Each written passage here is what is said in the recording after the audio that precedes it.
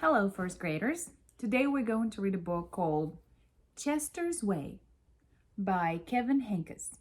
You might recognize one of the characters in this book. Her name is Lily. Remember Lily with a plastic purple purse? Let's read the book and see what happens. Chester's Way by Kevin Henkes. Hello, my name is Chester. I like croquet and peanut butter and making my bed.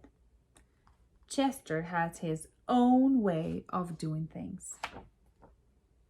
He always cut his sandwiches diagonally. He always got out of bed on the same side, and he never left the house without double knotting his shoes. Chester always had the same thing for breakfast: toast with jam and peanut butter. And he always carried a miniature first aid kit in his back pocket, just in case. You definitely have a mind of your own, said Chester's mother. That's one way to put it, said Chester's father. Chester's best friend, Wilson, was exactly the same way. That's why they were best friends. Chester wouldn't play baseball unless Wilson played, and they never swung at the first pitch or slid headfirst. Wilson wouldn't ride his bike unless Chester wanted to, and they always used hand signals. If Chester was hungry, Wilson was too, but they rarely ate between meals. Some days I can't tell those two apart, said Wilson's mother. Me either, said Wilson's father. Chester and Wilson, Wilson and Chester. That's the way it was. They loved to go on picnics.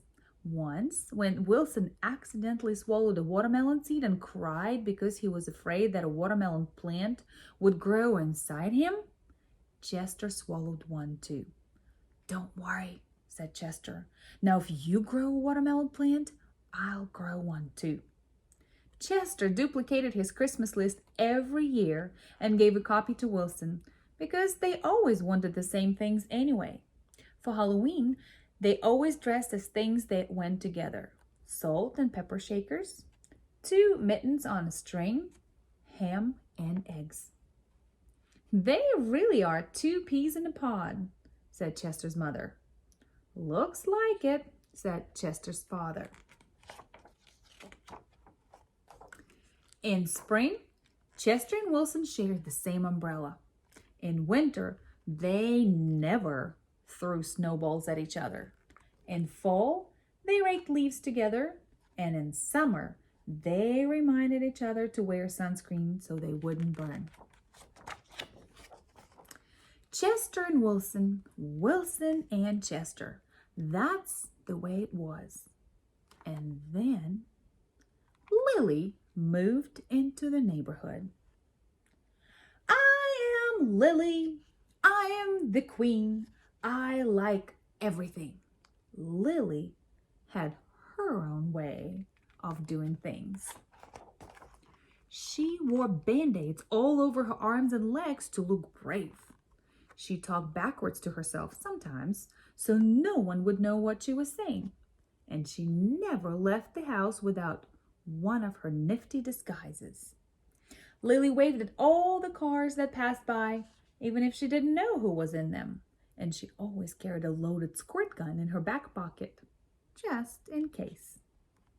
She definitely has a mind of her own, said Chester.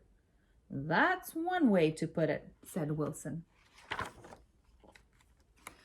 When Lily asked Chester and Wilson to play, they said they were busy. When she called them up on the phone, they disguised their voices and said they weren't home. If Lily was walking on one side of the street, Chester and Wilson crossed to the other and hid. She's something else, said Chester. Looks like it, said Wilson. That was not very nice. One day, while Chester and Wilson were practicing their hand signals, some older boys rode by, popping willies. They circled Chester and Wilson and yelled personal remarks. Chester and Wilson didn't know what to do. Just when they were about to give up hope, a fierce-looking cat with horrible fangs jumped out of the bushes and frightened the older boys away. "Are you who I think you are?" Chester asked the cat.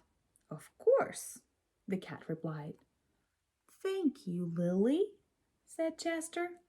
"You're welcome, Chester," said Lily. "Thank you, Lily," said Wilson. "You're welcome, Wilson," said Lily.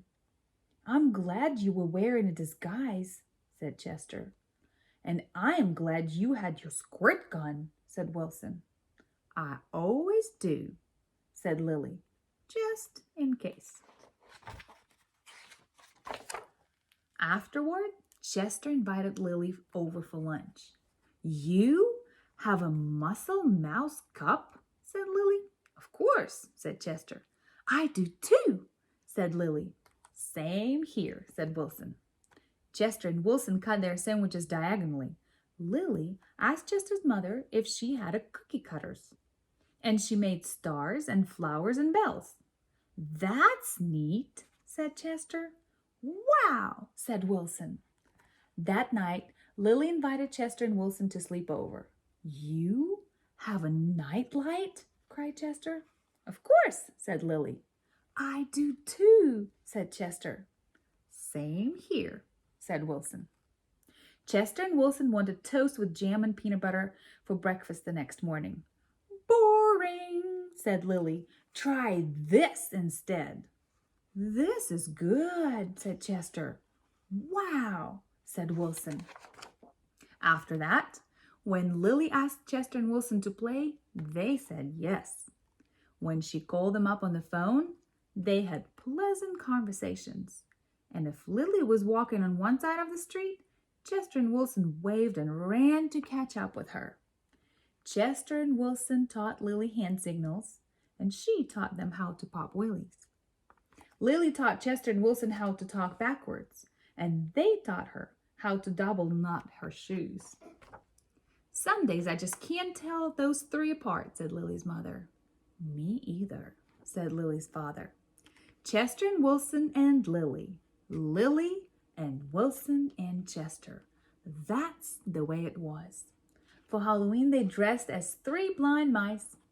For Christmas, Lily gave Chester and Wilson nifty disguises, and they gave her a box of multicolored shoelaces, extra long, for double knotting. They loved to go on picnics.